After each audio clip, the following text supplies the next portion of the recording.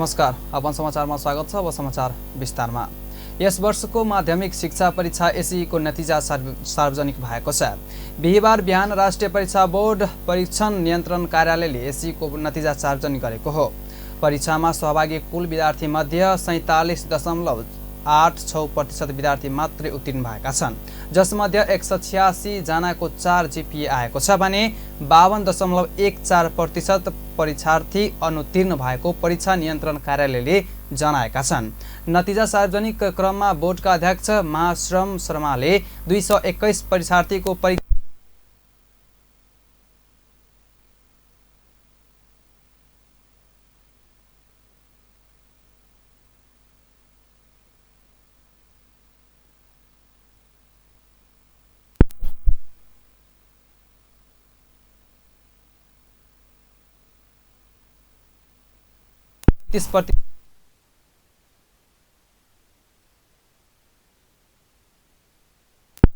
सैद्धान्तिक 75 पूर्णाङ्क विषयमा कम्तीमा 27 अङ्क र आन्तरिक मूल्याङ्कन 25 पूर्णाङ्कमा कम्तीमा 10 अङ्क प्राप्त गरेको हुनुपर्छ।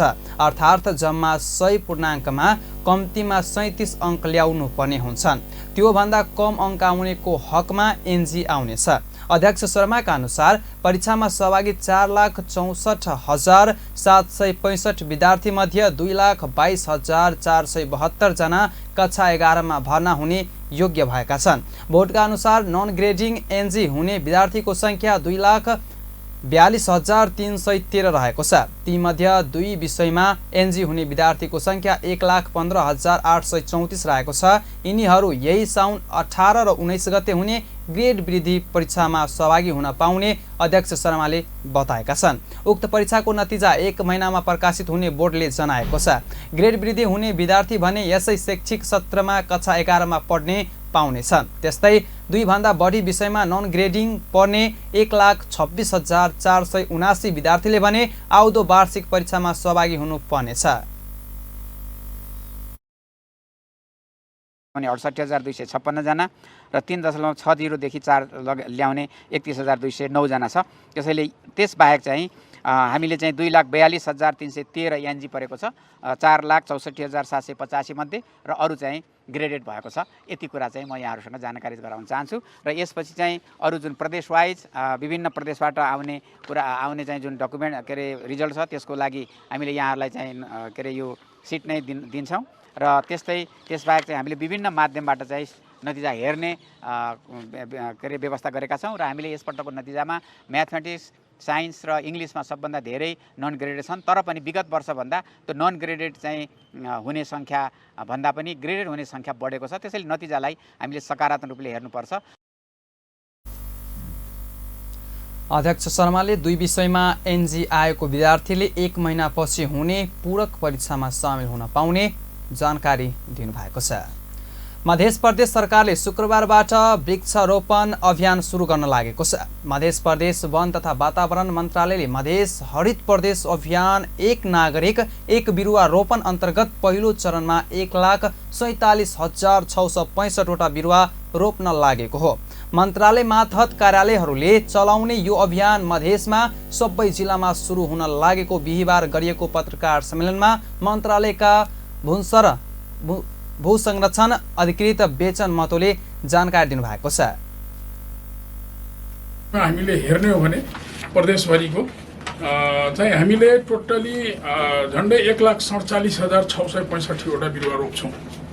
यो हाम्रो यो वृक्षारोपण अभियानमा मध्य प्रदेश हरित प्रदेश अभियानमा र तीमध्ये चाहिँ 77,800 गैर काष्ठ वन पैदावारका बिरुवाहरू, जडीबुटीका बिरुवाहरू, काठमा प्रयोग नहुने अन्य प्रयोजनमा प्रयोग हुने बिरुवाहरू रोप्छौँ।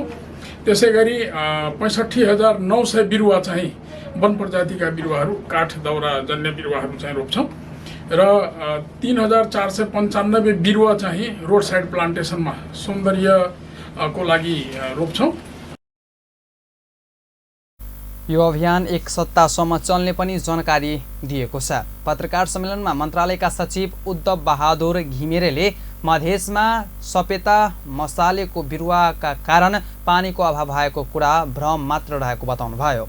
उहाँले सपेता मसालाको बिरुवाका कारण नभएर चुरे संरक्षण हुन नसक्दा मधेसमा पानीको सङ्कट देखिएको बताउनुभयो। हामीले चाहिँ अनुसन्धान विभागबाटै वन सर्वेक्षण तथा अनुसन्धान विभागबाट नै डाइरेक्टर साहबलाई नै स्पेसली मैले इन्भाइट गरेको छु र त्यति बेला आएर हजुरहरूलाई राखेरै स्टेक होल्डरहरूलाई राखेर यो मसलाको दोष होइन, दोष के हो भने हामीले के गर्यौँ भने चुरे विनाश गऱ्यौँ, त्यसले गर्दाखेरि पानी सुक्यो। अर्को कुरो यो मसलाको त्यो ग्राउन्ड वाटर लेभलसम्म जाँदै जाँदैन, त्यो जरा के त्यहाँसम्म जाँदै जाँदैन, कुनै स्टडीले देखाएको छैन। सचिव घिमिरेले बिरुवाको संरक्षणको ग्यारेन्टी गरिएको पनि बताउनुभयो। उहाँले यसका लागि मातहतका निकायलाई निर्देशन दिएको पनि जानकारी दिनुभयो। उहाँले अब बिरुवाको अवस्था बुझ्नका लागि ट्र्याकिङ गर्न पनि जानकारी दिनुभयो। त्यसको संरक्षणको ग्यारेन्टी नभइकन बिरुवा नबाड्नुहोस् भने हामीले चाहिँ सबैजना डिएफ साहबहरूलाई त्यो संरक्षणको ग्यारेन्टी लिनु पर्यो। उहाँले भन्नु पर्यो कि म बचाउँछु। र त्यति मात्रै होइन, हामी अब के गर्दैछौँ, अर्को वर्षदेखि ट्र्याकिङ गर्छौँ। रेकर्ड त छ तर ट्र्याकिङ हामीले गर्न सकेनौँ। अघि जिज्ञासा राख्नु भएको थियो नि, कति मर्यो, कति बाँकी छ, कति रोप्नु पर्ने त फेरि होइन, त्यो चिजलाई हामीले ट्र्याकिङ सिस्टमबाट हामीले त्यसलाई ट्र्याक गर्छौँ। र यो जवाब अर्को पटक हजुरहरूसँग अर्को आर्थिक वर्ष हामीले बसेर सगर्व हामी भन्न सक्छौँ। पत्रकार सम्मेलनमा मध्य प्रदेशका वन तथा वातावरण मन्त्री त्रिभुवन शाहले बोट बिरुवा मानवका लागि फोक्सो भएको बताउनुभयो। उहाँले प्रदेश सरकारले वृक्षरोपण गर्दा संरक्षणलाई उच्च प्राथमिकतामा राखेर काम गर्ने पनि दावी गर्नुभयो। वन मन्त्री शाहले वृक्षरोपण गर्ने अभियान वर्षभरि नै भइरहने बताउँदै सपेताको रुखले पानी सुकाउँछ भन्ने विषयमा कुनै सत्य तथ्य प्रमाणहरू फेला नपरेको जानकारी दिनुभयो। जुन छ नि त्यो हाम्रो लागि चाहिँ त्यो फोक्सो हो। वन जङ्गल जोगा मात्रै हामी जोगिन्छौँ, वन जङ्गल रहेन भने हामी रहन सक्दैनौँ। त्यस कारणले हामी के भन्छौँ भने कि वन जङ्गल जोगाउँ र यो सबैजनाको जिम्मेवारी हो। वन मन्त्रालयले मात्रै चाहेर हुँदैन, हामी सबैजना चाहे मात्रै यो जोगिने चिज हो। त्यस कारणले सबैजना मिलेर वन जङ्गल जोगाउँ र हाम्रो लक्ष्य यो क्लाइमेटहरू, यो वातावरण, त्यो पानीको वाटर लेभल कति तल गइसक्यो, दिनदिन सुक्खा बनाइरहेछ। त्यस कारणले हामीले चाहिँ त्यो यसको मूल जरा नै हो वृक्षारोपण। हामीले 1 करोड वृक्षारोपण लगाउने लक्ष्य राखेका छौँ। यस वर्ष मध्य प्रदेशमा वृक्षारोपण गर्नका लागि 32 लाखदेखि 35 लाख बिरुवा तयारी अवस्थामा रहेको वन तथा वातावरण मन्त्रालयले जानकारी दिएको छ। चुरे तथा वन जङ्गल विनाशका कारणले मध्य प्रदेशमा परेको नकारात्मक असरलाई न्यून गर्नका लागि मध्य प्रदेशमा आगामी आर्थिक वर्षमा 65 लाख बिरुवा संरक्षण सहित वृक्षारोपण गर्ने पनि जानकारी दिएको छ। वृक्षारोपण अभियानको सुरुवात शुक्रबार जनकपुर जठी सडकको गुगलीदेखि बिन्हीसम्म 4 किलोमिटरमा गर्ने भएको छ। यस वर्ष धान रोपाई सुरु भएदेखि असार 12 गतेसम्म मध्य प्रदेशमा सबैभन्दा कम धान रोपाई भएको छ।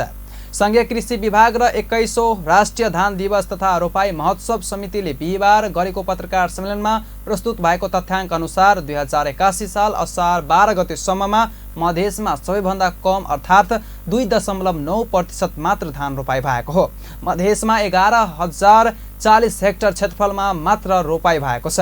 मधेसको कुल धान रोपाई हुने क्षेत्रफल 3,83,150 रहेको छ। विभागका महानिर्देशक डाक्टर नरहरि प्रसाद घिमिरेले सार्वजनिक गरेको तथ्याङ्क अनुसार सबैभन्दा बढी धान रोपाई सुदूरपश्चिम प्रदेशमा भएको जानकारी दिनुभएको छ। सुदूरपश्चिम प्रदेशमा 25% धान रोपाई सम्पन्न भइसकेको जानकारी दिनुभयो। त्यस्तै कोशी प्रदेशमा 5.6%, बागमती प्रदेशमा 18.3%, गण्डकी प्रदेशमा 8.3%, लुम्बिनी प्रदेशमा 8.8% र कर्णाली प्रदेशमा 23.9% खेतमा धान रोपाई भएको महानिर्देशक घिमिरेले जानकारी दिनुभएको छ। बढी भएको र चाहिँ त्यहाँबाट चाहिँ त्यो मेसिनबाट चाहिँ धान रोप्ने कुरालाई अर्थात् चाहिँ मेकानाइजेसनको कुरालाई अगाडि एउटा चाहिँ सन्देश दिने तरिकाले पनि त्यहाँ चाहिँ गर्न खोजिएको हो। अरू खासै अरू चाहिँ केही छैन चितवन पछाडिको। अर्को कुरो चाहिँ के भन्दाखेरि गत वर्षको भन्दा चाहिँ डाटा फरक पर्न चाहिँ सक्छ। किन फरक पर्न सक्छ भन्दाखेरि गत वर्ष यतिखेर पानी परेको थियो कि परेको थिएन, कम परेको थियो कि बढी परेको थियो कि पानी मनसुनसँग चाहिँ धेरै सम्बन्धित हुन्छ, सिँचाइको उपलब्धतासँग चाहिँ धेरै सम्बन्धित हुन्छ। पानी पर्यो भनेदेखि सिँचाइ सुविधा चाहिँ बढी उपलब्ध हुनसक्छ, मूलहरू बढी फुट्ने अनि त्यसपछि सिँचाइ बढी हुन सक्ने सम्भावना भएको हुनाले लुम्बिनी 2081 असार 12 गतेसम्म देशभर 9.8 रोपाई भएको छ। उहाँले अहिलेसम्म कुल धान रोपाई हुने क्षेत्रफल 13,98,836 मध्ये 1,36,411 हेक्टर क्षेत्रफलमा रोपाई भएको जानकारी गराउनु भएको छ। यसैबीच सरकारले 21औं राष्ट्रिय धान दिवस तथा रोपाई महोत्सव 2081 मनाउने भएको छ।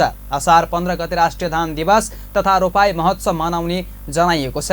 समितिका संयोजक तथा कृषि विभागका महानिर्देशक घिमिरेले धानको उत्पादन वृद्धि, आधुनिकीकरण र व्यावसायिकरणलाई प्रवर्धन गर्ने गरी 2061 सालदेखि नियमित रूपमा रोपाई महोत्सव मनाउने तयारी भएको जानकारी दिनुभयो।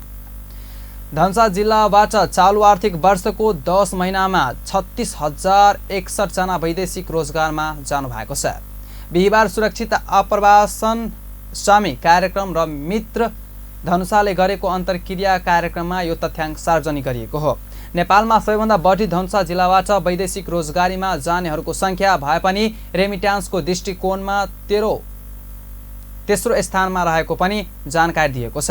कार्यक्रममा सहभागीहरूले धनुषामा कम रेमिट्यान्स आउनुको मुख्य कारण कामदारमा दक्षता तथा सिपको अभाव नै प्रमुख रहेको बताएका छन्। सामी परियोजना धनुषाले वैदेशिक रोजगारीमा जाने मध्य धनुषा जिल्लाका 26,917 जनालाई सुरक्षित वैदेशिक रोजगारीको सम्बन्धमा परामर्श दिने काम गरेको कार्यक्रम संयोजक सौरभ कर्णले जानकारी दिनुभएको छ। यसैगरी परियोजनाले काम गरेपछि जिल्लामा वैदेशिक रोजगारीको क्रममा ठगीमा परेका वा एजेन्ट सहितको निकाय तथा ठाउँबाट 6,90,42,400 रकम न्यायिक पहुँच मार्फत पीडितलाई रकम उपलब्ध गराउने काम भएको पनि संयोजक कर्णले जानकारी दिनुभयो। तेहने सीप में हम सब 34 जना के सिफारिश के लिए जिसमें से 8टा सीख कर अखन कते कोई कामदार विदेश गए छथिन त कते कोई अहिठाम रोजगारी के सृजना करने से तेहने न्याय में हम सब सेहो काज करते हैं। विभिन्न किस्म के एजेंट सब पैसा लॉकअप विदेश में पठेलक, उतर जाकर काम तलब नहीं देलक, किनको मृत्यु भेला के बावजूदो हटेरी देलक। ओहन सबमे हमरा सबके 2080 साउन 1 गते से लेकर ज्येष्ठ 2081 के ज्येष्ठ मसान तक में 350 केस हमरा सब प्राप्त भेले, जिसमें से 200 केस समाधान भेले। वही अंतर्गत में समाधान के अंतर्गत में मोटा मोटी 7 करोड़ के हाराहारी में रकम पीड़ित और उनकर परिवार सबके दिलावा में हम सब सहजीकरण कर दिलावा में हम सब सहजीकरण के काज और सहयोग के काज केने छी। परियोजनाले यस अवधिमा 117 जना नयाँ व्यक्तिगत मनोपरामर्श, 240 व्यक्तिगत मनोपरामर्श फ्लोअप गर्ने र 86 जनाको सफल रूपमा समस्याको समाधान गर्ने काम गरेको जनाएको छ। 77 वटै जिल्लाबाट गत आर्थिक वर्षमा 7,71,000 वैदेशिक रोजगारीमा गएका थिए। चालु आर्थिक वर्ष भने 10 महिनामै 7.5 लाख पुगेका छन्। त्यसैले यसपटक 8 लाखको हाराहारीमा वैदेशिक रोजगारीमा जानेको संख्या पुग्ने अनुमान रहेको सामी परियोजनाका कार्यक्रम अधिकृत देव नारायण मण्डलले जानकारी दिनुभएको छ। उहाँले वैदेशिक रोजगारीमा जाने व्यक्तिका घर परिवारलाई बदनाम गर्ने काम हाम्रो समाज हुने गरेको भन्दै उनीहरूको प्रतिष्ठानको ख्याल गर्न सबैलाई आग्रह गर्नुभयो। जै घर में श्रीमान नहीं छै वा ओकर भैया नहीं छै वा ओकर पापा नहीं छै, वही घर में स्वाभाविक छै वही महिला के कि बाहर निकल पड़ते, वही महिला के चाहे फी दिए पड़े, बैंक के काम करे, बाजार के काम करे, जनकपुर बाजार मतलब कुछो काम करे, तो ओकरा जे निकल पड़े छै तो ओकरा देवरानी जेठानी से कहल, समाज के महिला से कहल, कुछ पुरुष सब से हो बाइटिंग कहल, ऐसा ओकरा मन में बहुते रासे चोट जे उत्पन्न होइ छै, मनोसामाजिक समस्या उत्पन्न होइ छै। ऐसा कते गोरा सुसाइड अटेम्प्ट तक सबसे बड़का वाली बात जोड़ल छै कथी जे सुसाइड अटेम्प्ट तक जाइ छै। ऐ सुसाइड अटेम्प्ट के जो रोक के लेल हमरा सबके मनोसामाजिक परामर्शकर्ता वही पर काज करै छै। वैदेशिक रोजगारीमा गएकाहरूले चालु आर्थिक वर्षको 10 महिनामा मात्र 11,98,00,000,000 रेमिट्यान्स पठाउने काम गरेको र बाँकी रहेको 2 महिनामा करिब 2 खर्ब बढी आउने सम्भावना रहेको पनि मण्डलले जानकारी दिनुभयो। कार्यक्रममा मित्रधनुषाका अध्यक्ष रघुवीर राईले मुलुकमा बेरोजगारीको अवस्था भएकाले विदेश जानु युवाहरूको बाध्यता रहेकाले वैदेशिक रोजगारीलाई सुरक्षित तथा भरपर्दो बनाउन हामी सहित मित्रधनुषाले प्रयास गर्दै आएको जानकारी दिनुभयो। प्रतिनिधि सभाका केही सदस्यहरूलाई विषयगत समितिमा हेरफेर गरिएको छ। बिहिबारको प्रतिनिधि सभा बैठकमा सभामुख देवराज घिमिरेले प्रतिनिधि सभा सदस्यहरूलाई विषयगत समितिमा हेरफेर गरिएको घोषणा गर्नुभएको हो। जसअनुसार कार्य व्यवस्था परामर्श समितिमा अब्दुल खानको स्थानमा अनिता देवीलाई मनोनयन गरिएको छ। संसदीय सुनवाई समितिमा डोल प्रसाद अर्यालको स्थानमा डाक्टर स्वर्णिम वाग्लेले नाम हेरफेर गरिएको छ। त्यसैगरी अर्थ समितिमा डाक्टर प्रकाश शरण महत, अन्तर्राष्ट्रिय सम्बन्धमा र पर्यटन समितिमा नारायण प्रकाश साउद, कानुन न्याय तथा मानव अधिकार समितिमा सीता गुरुङ र सुहाङ नेमाङलाई राखिएको सभामुखले जानकारी दिनुभएको छ। त्यसैगरी रमेश रिजाल र सुरेन्द्र राज आर्याललाई उद्योग तथा वाणिज्य र श्रम तथा उपभोक्ता हित समितिमा राखिएको छ। टेकबहादुर गुरुङलाई कृषि सहकारी तथा प्राकृतिक स्रोत समितिमा राखिएको छ भने शिक्षा स्वास्थ्य तथा सूचना प्रविधि समितिमा धनराज गुरुङ, डिग बहादुर लिम्बू र मोहन बहादुर बस्नेतलाई राखिएको छ। सभामुख घिमिरेका अनुसार अनिता देवीलाई राज्य व्यवस्था तथा सुशासन समितिमा राखिएको छ। प्रतिनिधि सभा सदस्य हरि ढकाल सार्वजनिक लेखा समितिबाट राज्य व्यवस्था तथा सुशासन समितिमा हेरफेर गरिएको छ भने असीम शाहलाई उद्योग तथा वाणिज्य र श्रम तथा उपभोक्ता हित समितिबाट सार्वजनिक लेखा समितिमा पुर्याइएको छ। नेकपा माओवादी केन्द्रका सांसद देवेन्द्र पौडेलले आर्थिक वर्षको अन्तिम असार मात्रै विकास निर्माणको काम गर्ने प्रवृत्तिको अन्त्य हुनुपर्ने बताउनु भएको छ। बिहिबार प्रतिनिधि सभा बैठकमा विशेष समयमा बोल्दै सांसद पौडेलले आर्थिक वर्ष सकिने बेलामा असार महिनामा मात्रै विकास निर्माणको काम सम्पन्न गर्ने प्रवृत्ति रहेको बताउनुभयो। उहाँले अघि पछि बिस्तारै काम गर्ने र आर्थिक वर्ष सकिने बेलामा बिल फस्यौटका लागि छिट्टो काम सम्पन्न गर्ने गरिएको भन्दै त्यस प्रकारको प्रवृत्ति अन्त्य हुनुपर्ने बताउनुभयो। उहाँले यस्तो प्रवृत्ति अन्त्यका लागि सम्बन्धित मन्त्रालयहरूलाई ध्यानाकर्षण समेत गराउनुभयो। सांसद पौडेलले विपद पूर्व तयारीमा सरकारको काम अपूर्ण रहेको भन्दै स्रोत साधन र जनशक्तिको पर्याप्त व्यवस्था सहितको तयारी गर्न आग्रह गर्नुभयो। उहाँले राजनीतिक दलका कार्यकर्ताहरूलाई पनि विपद व्यवस्थापनमा परिचालन गर्नुपर्ने बताउनुभयो।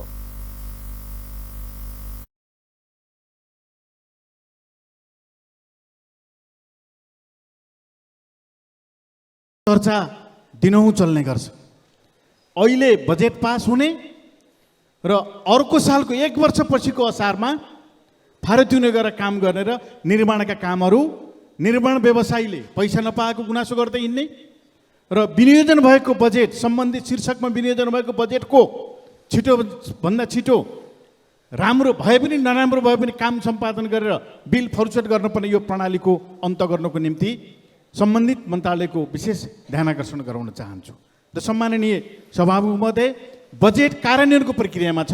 कार्यान्वयनको प्रक्रियामा अगाडि बढाउनको निम्ति सम्बन्ध निकायहरूले आज भोलि पर्सि भनेर विभिन्न प्रकारका कुराहरू गरेर लिङ्गरिङ गर्दै जाने र बजेटलाई भने जस्तो गरी अगाडि नबढाउने कुरा गरियो भने हामी पुरानै वर्षको पहिलेकै प्रक्रियामा हामी फर्किन्छौँ। यो नहुनको निम्ति आवधिक चरणको मूल्याङ्कन र जसरी हामीले पाक्षिक रूपमा कार्यान्वयन भएको बजेटको समीक्षा गर्ने गर्छौँ त्यसको मूल्याङ्कन गरेर सम्बन्धित ठाउँमा तदारुकता साथ बजेट कार्यान्वयन गर्नको निम्ति पनि सम्माननीय सभामुख महोदय मार्फत सम्बन्धित निकायलाई निर्देशन पक्कै पनि पुर्याइदिनु हुनेछ भन्ने कुरा म यहाँ राख्न चाहन्छु।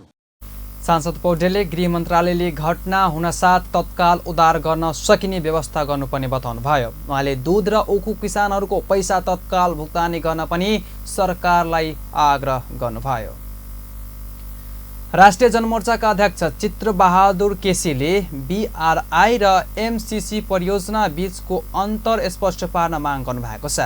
बिहिबार प्रतिनिधि सभा बैठकमा विशेष समयमा बोल्दै अध्यक्ष केसीले बीआरआईलाई स्वीकार गरियो भने नेपाल ऋणमा डुब्छ भने भाष्य केही नेताहरूले स्थापित गर्न खोजेको भन्दै त्यसको विरोध गर्नुपर्ने हो। उहाँले नेपालमा BRI परियोजनाको विरोध गरेर MCC परियोजनालाई बलियो बनाउन लागि भन्दै त्यस कुराप्रति नेपाली जनता सजग हुनुपर्ने बताउनुभयो।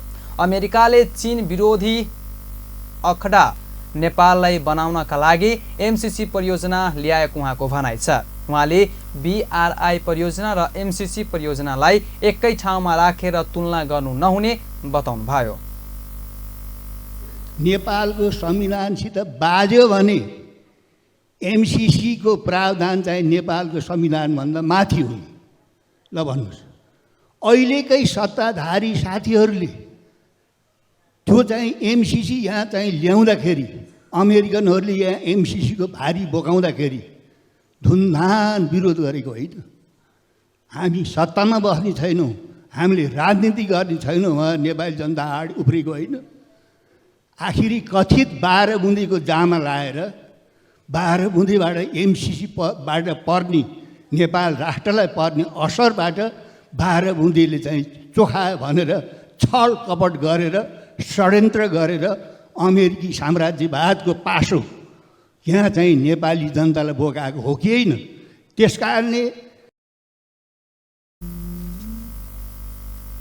उहाँले MCCलाई अमेरिकी समग्र राज्यवादको पासोको संज्ञा दिनुभयो। नेकपा एमालेका सांसद ठाकुर गैरेले आगामी वर्षको नीति तथा कार्यक्रम र बजेट निर्माणमा स्थानीय तहहरूले संविधान र कानुनको उल्लङ्घन गरेको बताउनु भएको छ। बिहिबार प्रतिनिधि सभा बैठकमा बोल्दै सांसद गैरेले संविधानले दिएको अधिकार र पालना गर्नुपर्ने कानुनलाई स्थानीय तहहरूले कार्यान्वयन गर्न नसकेको बताउनुभयो। उहाँले आगामी आर्थिक वर्ष 81-82 को नीति तथा कार्यक्रम र बजेट निर्माणको प्रक्रियामा संघीय सरकार, प्रतिनिधि सभा, प्रदेश सरकार, प्रदेश सभा र स्थानीय तहहरूमा संविधानको परिपालना नगरेको बताउनुभयो। संघीय सरकार, प्रतिनिधि सभा, प्रदेश सरकार, प्रदेश सभा र स्थानीय तहहरूमा देखा परेको संविधानको कार्यान्वयनको क्षेत्रमा, नीति निर्माणको क्षेत्रमा, बजेट निर्माणको प्रक्रियामा देखा परेका असङ्गतिहरूको क्षेत्रमा, अराजकताका क्षेत्रमा उत्पन्न भएका जे समस्याहरू छन् त्यसको समाधानतर्फ सरकारको ध्यान जान जरुरी छ। म सभामुख मार्फत सिङ्गो देशको र जिम्मेवार सबै पक्षको ध्यानाकर्षण गर्न चाहन्छु। उहाँले केन्द्र, प्रदेश र स्थानीय तहहरूले कानुन संविधानको पालना कार्यान्वयन गर्ने क्षमतामा र संघीय प्रणालीको आचरण व्यवहार मूल्य मान्यतामा र देश र जनताको हितको पक्षमा जुन प्रकारका असङ्गति देखा परेको बताउनुभयो। उहाँले त्यसको समाधानको लागि सरकारले एकपटक नयाँ ढङ्गको बहसको आवश्यकता रहेको उल्लेख समेत गर्नुभयो। अब सानो व्यावसायिक विश्रामपछि बाँकी समाचार। लुरा पोल्युसनले मेरो अनुहारको चमक नै हराइसक्यो। तपाईलाई चाहिन्छ गोट मिल्कले समृद्ध Parachute skin pure goat milk face wash, जसले तपाईको मुहारलाई बनाउँछ चम्किलो र उज्यालो। Parachute skin pure goat milk brightening face wash orange र एलोभेरा भेरिएन्ट्समा पनि उपलब्ध छ। दादा, बाहिर भाइरस छ। नडराऊ, मात्र पम्प रब छु गर्दियो भाइरसलाई। पम्प रब छु हो, लाइफबोय ह्यान्ड वाशले मार्छ 99.9% भाइरसेस। त्यसैले पम्प रब छु, संसारकै number 1 selling germ protection soap brand. टाढाबाट त अनुहार स्पटलेस ग्लोइङ देख्न सजिलो छ, तर नजिकबाट अनुहारमा डार्क स्पट्स र डार्क सर्कल्सहरू देखिहाल्छ। Pond's bright beauty pro vitamin B3A+ formula घटाउँछ डार्क स्पट्स र डार्क सर्कल्सहरू र दिन्छ स्पटलेस ग्लो। पाउनुहोस् स्पटलेस ग्लो नजिकबाट पनि। पन्ड्स ब्राइट ब्युटी। अपन सभक जीवनक आधार पाइन एवं स्वस्थ आ समृद्धिक शुरुआत सेहो पाइन कि हमरा अहाँके पता छै अहाँके परिवारक स्वास्थ्यक लेल कोन पाइन पिनाइ नीक रहत? बाजार में रहल अनेको पाइन सँ शुद्ध आ स्वच्छ पीबऽ चाहै छी त गुरु ड्रिंकिंग वाटर चुनू। अहाँके पाइन के उत्तम मापदंड में शुद्ध क के बाजार में पठाओल जाइ छै ताकि अहाँ आ अहाँके परिवार के शुद्ध, स्वच्छ आ सुरक्षित पाइन भेटे।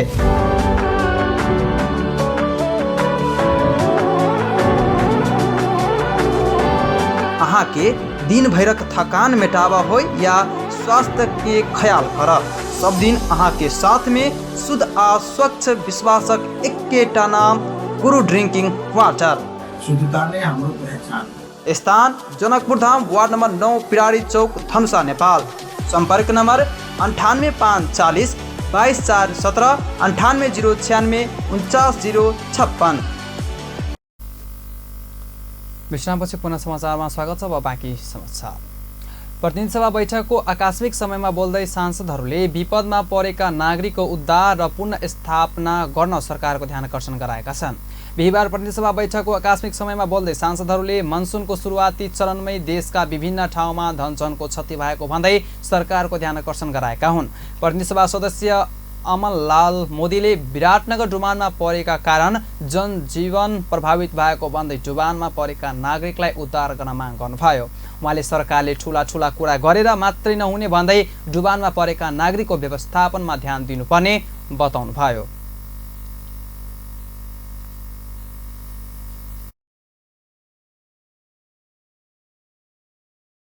त्यो कुराको अहिले चाहिँ ध्यान दिइराखेको छैन। विराटनगर पुरै जलमग्न भएको कारणले सम्बन्धित निकायले कसरी सुन्ने र हामीले अहिले सरकारलाई विशेष ध्यान दिन लाउन चाहन्छु कि तपाईलाई कुराले चिउरा भित्दैन, त्यसको निम्ति दही मोही चाहिन्छ भन्ने जस्तै अहिले सरकारले तुरुन्त त्यहाँको उद्धार गर्नु पर्यो।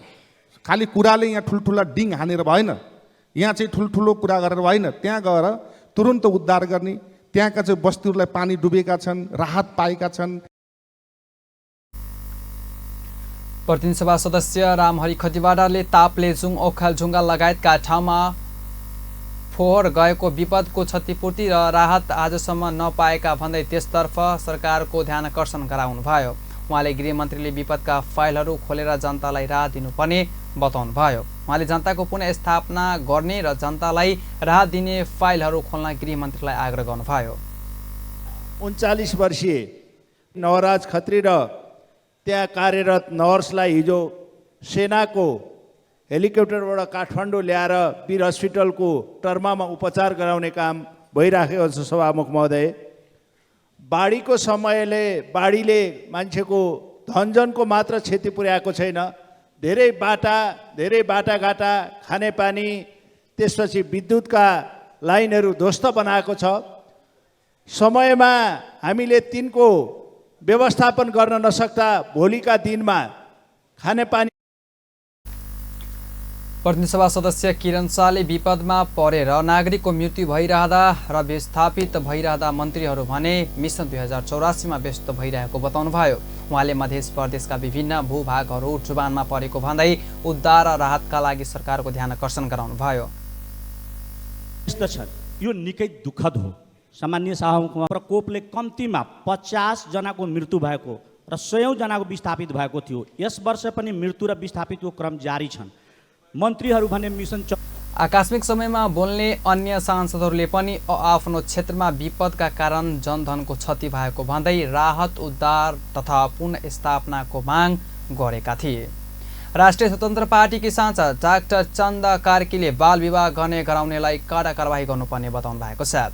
बिहिबार प्रतिनिधि सभा बैठकमा विशेष समयमा बोल्दै सांसद कार्कीले समाजमा बाल बालिका ठूलो रोगको रूपमा रहेको भन्दै यस्तो गर्ने गराउनेलाई काडाभन्दा काडा कानुनी कारबाही गर्नुपर्ने बताउनुभयो। उहाँले संविधानका कानुनमा बाल विवाहलाई वर्जित गरिएको भए पनि कानुन कार्यान्वयन हुन नसकेको बताउनुभयो। उहाँले अहिले पनि बाल विवाहको दर 35% रहेको र मध्य प्रदेशमा त झन्नै 42.4% रहेको भन्दै यसलाई पूर्ण रूपमा रोक्नुपर्ने बताउनुभयो। उहाँले कुनै कानुनी कमजोर भए परिमार्जन गर्न पनि सरकारलाई आग्रह गर्नुभयो। म नेपालको संविधानको धारा 39 को उपधारा 5 तर्फ नेपाल सरकारको गम्भीर ध्यान आकर्षण गराउन चाहन्छु सभामुखज्यू। यसले बाल विवाह गर्न गराउन पूर्ण बन्देज गरेको छ। यसले बालबालिकाहरूलाई सांसद कार्कीले सरकारले शिक्षा रोजगारीमा लगानी बढाउनु पर्ने बताउनुभयो। उहाँले विपन्न वर्गलाई सहायता कोषको व्यवस्था गर्न सरकारको ध्यान आकर्षण समेत गराउनुभयो। राष्ट्रिय प्रजातन्त्र पार्टीका सांसद विक्रम पाण्डेले देशका किसानको अवस्था रेगिस्तानको मृगको जस्तो भएको टिप्पणी गर्नुभएको छ। बिहिबार प्रतिनिधि सभा बैठकको विशेष समयमा बोल्दै सांसद पाण्डेले देशका किसानको अवस्था रेगिस्तानको मृगको जस्तो भएको बताउनु भएको हो। रेगिस्तानको मरुभूमिमा मृगको पानी खोजीमा दौड्दै मृत्युवरण गर्नुपर्ने जस्तो किसान पनि मल बिउ र सिँचाइका लागि दौड्नु परेको बताउनुभयो। उहाँले किसानहरू मल पाए बिउ नपाउने र बिउ पाए सिँचाइ नपाउने अवस्थामा रहेको बताउनुभयो। उहाँले सबै पाएको अवस्थामा बजारको व्यवस्थापन नहुने पनि बताउनु भएको छ। सांसद पाण्डेले यसरी देश कता पुर्याउने खोजिएको हो भने प्रश्न समेत गर्नुभयो। र यस्तै दुईटै कुराहरू भयो भने सिँचाइको सुविधा हुँदैन, सिँचाइ भएको ठाउँमा मल र बिउ पाउँदैन, यो सबै कुराहरू भइसक्यो भने यसको बजारको व्यवस्थापन भएको छैन। र अघि नै पूर्ववक्ता मान्यज्यूहरूले भनिसक्नुभयो, एउटा किसानको गाई पालेर गाई पनि ऋण काटेर लिएर गाई र भैँसीको दुध बिक्री गरेको त्यसको भुक्तानी भएको छैन। सांसद पाण्डेले अस्पताल विद्यालयमा पनि उस्तै समस्या रहेको बताउनुभयो। उहाँले कुनै पनि क्षेत्रमा सहज अवस्था नभएको बताउनुभयो। नेपाली काङ्ग्रेसका सांसद नारायण प्रकाश साउदले सरकारले 11 देशका राजदूत फिर्ता गरेर नयाँ नियुक्ति गर्न गरेको निर्णय तत्काल सच्याउनु पर्ने माग गर्नु भएको छ। बिहिबार प्रतिनिधिसभा बैठकको विशेष समयमा बोल्दै सांसद साउदले नेपालले आफ्नो कूटनीतिलाई परिपक्व भरपर्दो बनाउनु पर्ने बेलामा शक्तिशाली 11 राष्ट्रमा रहेका राजदूतहरू फिर्ता बोलाएको बताउनुभयो। उहाँले सरकारले राजदूत फिर्ता गर्दा अन्तर्राष्ट्रिय र कूटनीतिक क्षेत्रमा नेपालको विश्वसनीयता घटेको पनि बताउनुभयो। उहाँले सत्ता गठबन्धनका बीचमा भागबाँडा गरेर राजदूत नियुक्ति गर्दा केहीले पद अस्वीकार गरेको र केहीले राजदूत नियुक्तिका लागि विज्ञापन गर्नुले देशको प्रतिष्ठानमाथि आँच पुगेको बताउनुभयो। उहाँले नेपालको कूटनीतिक क्षमता र विश्वसनीयता सहित नखेल्ने सरकारसँग आग्रह पनि गर्नुभयो। को ठाउँमा हामीबाट स्वीकृति नलिकन हामीले बस्न मिल्दैन भनेर पद परित्याग गरेको अवस्था पनि छ। केही नियुक्त भएका मान्छेहरूको कन्फ्लिक्ट अफ इन्ट्रेस्टको कुरा पनि सार्वजनिक डोमेनमा लगातार होइन। सभामुख महोदय, केही राजनैतिक दलहरूले सरकारले नियुक्ति गर् उहाँले BRI परियोजना कार्यान्वयनको सम्बन्धमा सरकारले गरेको पहल स्पष्ट रूपमा भन्नुपर्ने बताउनुभयो। राष्ट्रिय स्वतन्त्र पार्टीकी सांसद डाक्टर तोसीमा कार्कीले स्वास्थ्य संस्थाहरूलाई शान्ति क्षेत्र घोषणा गर्न माग गर्नुभएको छ। बिहिबार प्रतिनिधि सभा बैठकमा विशेष समयमा बोल्दै सांसद कार्कीले स्वास्थ्य संस्थाहरूलाई शान्ति क्षेत्र घोषणा गर्न माग गर्नुभएको हो।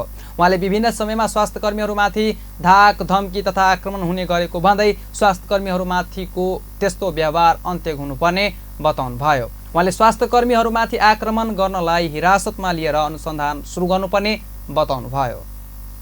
डाक्टर बनेको भर्खरै MBBS को डिग्री हातमा दिएको डाक्टर म स्वयं डाक्टर तोसीमा कार्कीको तर्फबाट हामीले देशभरिबाट।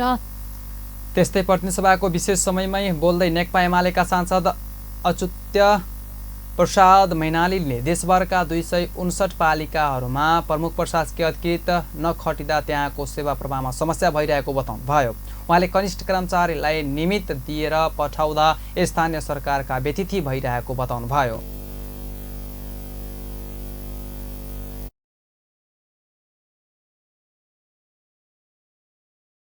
उहाँले स्थानीय सरकारहरू आर्थिक अनुशासनमा बस्न नसकेको पनि बताउनुभयो। हस्त अहिलेलाई यतिकै पल पल खबर तेज नजर हर्दुला अपन टेलिभिजन। नमस्कार।